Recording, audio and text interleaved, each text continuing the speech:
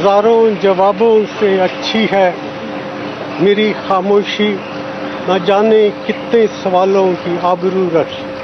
भारताचे माजी पंतप्रधान मनमोहन सिंग यांचं वयाच्या 92व्या वर्षी निधन झालंय. मनमोहन सिंग यांची प्रकृती चिंताजनक असल्यामुळे त्यांना दिल्लीतल्या एम्स रुग्णालयात दाखल करण्यात आलं होतं. मात्र उपचारादरम्यान त्यांची प्राणज्योत मालवली.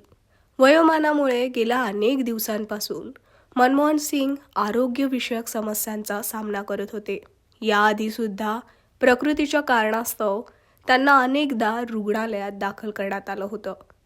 मात्र गुरुवारी संध्याकाळी 8 वाजता तब्येत खालावल्यानं त्यांना एम्समधील ICUमध्ये दाखल करण्यात आलं होतं. मात्र रुग्णालयातच मनमोहन सिंग यांनी अखेरचा श्वास घेतला.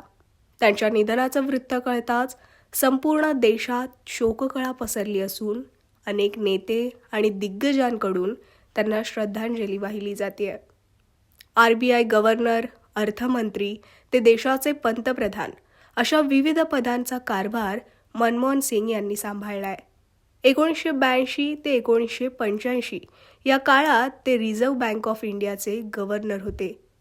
याच काळात त्यांनी बँकिंग क्षेत्रात अनेक सुधारणा देखील केल्या.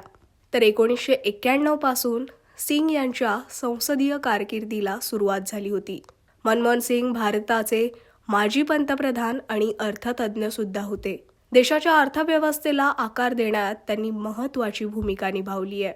त्यामुळे भारतीय अर्थक्रांतीचे जनक म्हणून मनमोहन सिंग यांच्याकडे पाहिलं जातं. यासोबतच मनमोहन सिंग यांनी 1998 ते 2004 या काळात राज्यसभेच्या विरोधी पक्ष नेत्याची सुद्धा धुरा सांभाळली आहे. 1991 मध्ये त्यांनी देशाच्या आर्थिक सुधारणांमध्ये महत्त्वाची भूमिका बजावली होती. त्यांच्या अनेक धोरणांमुळे भारताला मोठा फायदा होत देशाची प्रगती झाली. देशाची अर्थव्यवस्था बळकट बनवण्यात मनमोहन सिंग यांचा खरोखरच सिंहाचा वाटा होता. त्यांचं शांत, संयमी व्यक्तिमत्व आणि त्यांचं मोलाचं कार्य यामुळे ते कायमच भारताच्या स्मरणात राहतील. महाराष्ट्र टाइम्स ऑनलाईनकडून डॉक्टर मनमोहन सिंग यांना भावपूर्ण श्रद्धांजली.